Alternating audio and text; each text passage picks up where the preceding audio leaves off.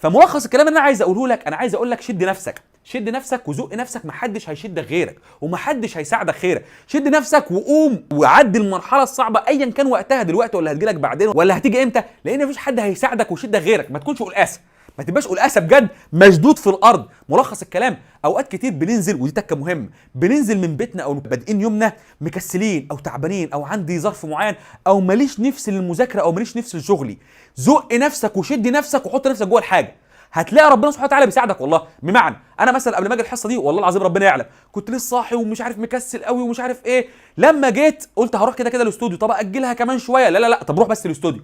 زقيت نفسي وغسلت وشي وشربت قهوه وصليت، بدات افوق. لما حطيت نفسي قدام الكاميرا قلت انا بفضل ربنا مش هيحصل غير ان انا هجيب اخري، عشان الناس يعني في طلاب في رقبتي، في ناس يعني واثقه فيا، ده شغلي اكل عيشي ضميري قدام ربنا، فلازم اجيب اخري. فلقيت نفسي بدات انشط سبحان الله. ممكن بعد ما اخلص الحصه اقع منكم مش مهم، خلاص تعبت وفرحت مش مهم، بس قدام الكاميرا جايب اخري وربنا عني ان انا ادي دوري.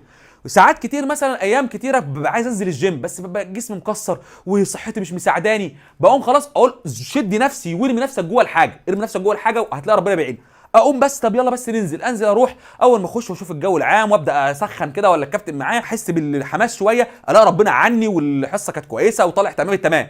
سبحان الله، حالك قبل الحاجه بيبقى غير وانت في الحاجه او بعدها. سبحان الله، لو انت جيت عشان تبدا اي حاجه معينه واستنيت حالتك النفسيه او استنيت ارادتك تزيد مش هتعملها خالص. وما تقوليش ان كل حد ناجح في حاجه ولا كل حد بينزل بيته الصبح عشان يروح شغله او يروح درسه او يروح جامعته او يسعى لاكل عيشه بيكون عنده نشاط جميل وبيشرب الاسبريسو بتاعه او بيشرب العصير بتاعه السموزي الجامد تنين وبيروح اخر اليوم يهدل رجله في البسين وهو طاقته عاليه. مفيش الكلام ده. بينزل بيتنا معظم الايام اللي عنده هم ولا عنده حد تعبان ولا هو شخصيا تعبان ولا نفسيا مش احسن حاجه ولا ما نامش كويس ولا كان سهران ولا في مشكله في حياته ولا في حاجه شاغله تفكيره، تلاقيك موجوده. فلو انت استنيت الشغف بتاعك او الاراده بتاعتك او الجام التنين مش هتعمل حاجه. وما تعتقدش وما تفهمش ان كل حد ناجح في حاجه او بيعمل حاجه عنده شغف وعنده اراده وعنده جام التنين وحديدي وشخص حديدي والكلام اللي بياكلش عيش ده خالص يا باشا. كان في حد بيقول محمد علي كلاي كان مشهور قوي في البوكسنج وبتاع، كان بيقول لقد كرهت كل لحظه من لحظات التمرين. يعني هو بيتمرن، انا يعني ما فيش حد بيحب المرمطه، ما فيش حد بيحب التمرين، مش كل حد ناجح بيحب شغله على فكره، دي حاجه مهمه. مش كل حد طالب متفوق وطلع اول الجمهوريه بيحب المذاكره، افهم انت فاهم غلط. ولكن احنا بنزق نفسنا وبنشد نفسنا. فبيقول لقد كرهت كل لحظه من لحظات التمرين، ولكن كان دايما بيقول لنفسه كده اتعب الان ثم عيش حياتك بقيه حياتك بطل، اتعب الان ثم عيش بقيه حياتك بطل. دي الفكره. هو ما مش بيحب اللحظات اللي فيها مجهود، كلنا بنحب الراحه والانتخ، ولكن كان بيقول لنفسه كده زق نفسك دلوقتي، شد نفسك دلوقتي، عيش بعدين مرتاح، عيش بعدين بطل، عيش بعدين ربك راضي عنك وانت راضي عن نفسك. دي القصه. وعلى فكره اللي بيقول لك دلوقتي اتعب دلوقتي عشان ترتاح بعدين بيضحك عليك. مفيش راحه غير في الجنه، خلقت الراحه في الجنه، خلصت. افهم بس الله يبارك لك. بس الفكره كلها في ايه؟ انت بتعود نفسك على الشغل دلوقتي عشان ترتاح بعدين. ازاي؟ الراحه في انك بتقوي عظمك لبعدين، الراحه في انك بتبني مستقبلك وبتبني حياتك وبتبني حياتك بعدين فبتبقى مرتاح شويه.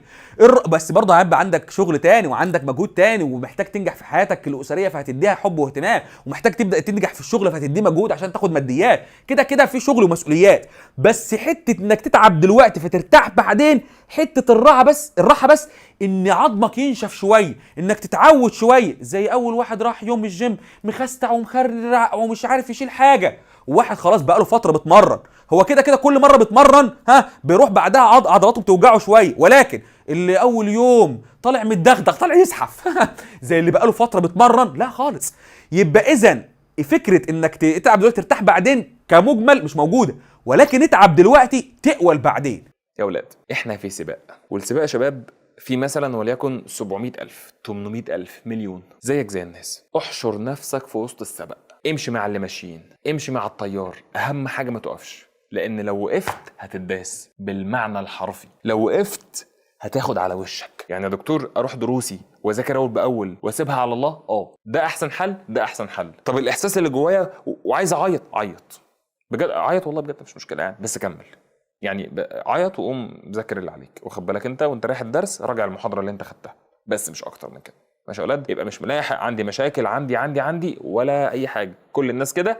اهم حاجه التزم بمذاكرتك اول باول. الاحساس بالذنب والاحساس بالندم و كل ده ان شاء الله هيزول مع الوقت والدنيا هتبقى سليمه.